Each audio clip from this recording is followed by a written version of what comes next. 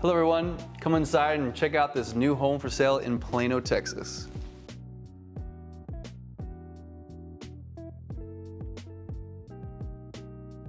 So the first thing I want to mention is that in the 1970s and 1980s, they didn't have any kind of fear of taking some very interesting design choices. So if you notice here, you have this base level that's just one flat surface, which is really common in normal homes today. You just see kind of one level. But then on top of that, you have this raised area for living and entertaining. But then it goes back down into a sunken, transitions back to this area that's just a viewing area for an actual fireplace. Not a gas fireplace, but an actual wooden fireplace that they put the TV on top. With it being multi-tiered stairs, you can use this as storage space, but what they did, the current owners, they use this as a cool play area for their two children. Also, for the adults in the room, we have this little cool bar/coffee area if that is something that you need as much as I do in the morning.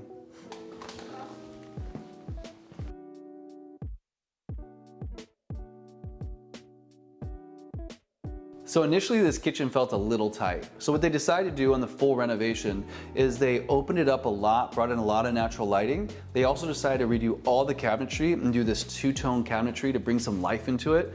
And they also did some cool subway tiles. Now, controversial right now in the real estate market is if you should take away the cabinetry completely and use these style right here, which is just the pieces of wood to display your dishes. But they did a great job of just doing the small corner and using it to display their favorite cocktail glasses. So another thing I love about this kitchen is this massive amount of countertop space. And so you have all the countertops you need for preparing and cooking over there by the stove, but then you have all this extra space over here that's just great for entertaining. Like you could fit an extra 7, even 10 bar stools over here and you just display out all your charcuterie, appetizers, hors d'oeuvres, whatever it is you need, and then not even have to touch the dining room table. It's great to have that option and flexibility.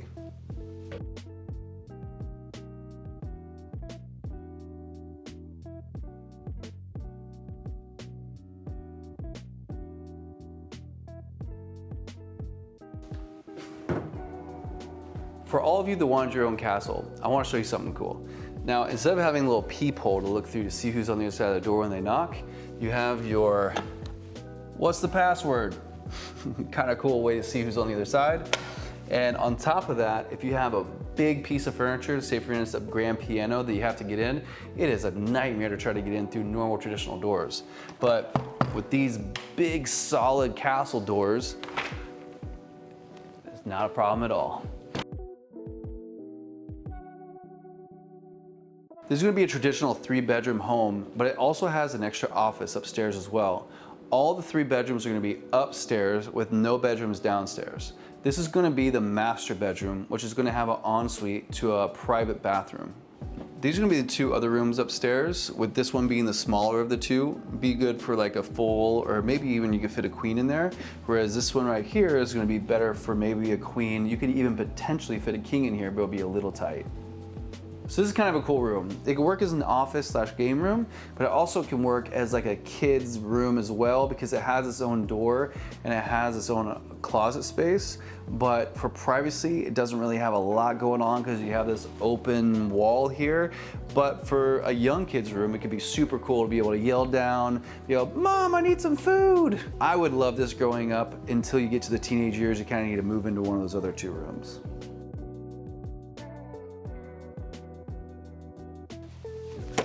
So some of the things that I love about this backyard is that it has a super high fence. So if your privacy is important to you, especially in these suburb areas, that's a really cool option to have. And also you have your own private gate. That way you can bring in your truck or your cars from the back and a 2-car garage. So that gives you a lot of options that you don't have to necessarily do street parking as well.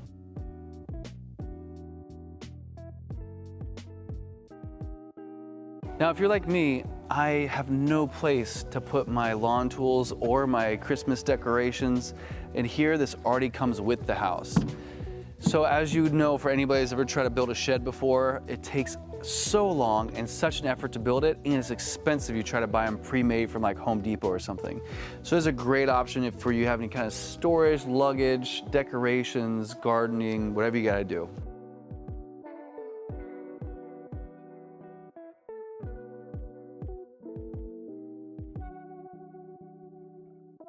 All right, guys, thank you so much for spending time with me on this tour and checking out this home for under $450,000 in Plano.